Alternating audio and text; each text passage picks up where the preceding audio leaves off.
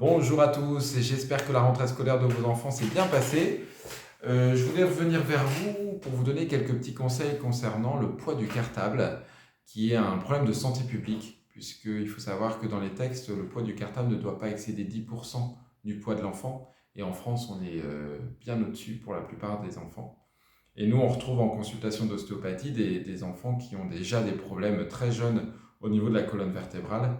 Donc il faut faire très attention puisqu'après, en grandissant, pendant leur croissance, ils risquent de développer une scoliose. Donc ça, c'est très important de vérifier le contenu du cartable pour l'alléger le plus possible. Faites attention à ce que votre enfant aussi puisse le porter correctement, c'est-à-dire des deux épaules, pour équilibrer le poids du cartable, parce que s'il le porte que d'une épaule, on va avoir une bascule du thorax et donc une compensation au niveau du bassin et des lombaires. L'importance de l'hydratation, j'y reviens pas, j'en parle souvent, mais c'est important pour la récupération musculaire et articulaire, et bien sûr l'exercice physique et sportif, ça c'est très important. Ils ont besoin de s'aérer l'esprit, ils ont besoin de bouger et de faire du sport pour bien équilibrer la colonne vertébrale.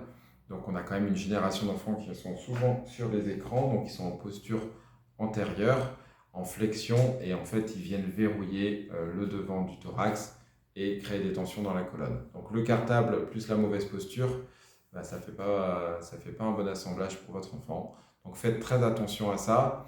N'hésitez pas en tout cas à consulter votre médecin pour vérifier la posture ou un ostéopathe. Et puis voilà.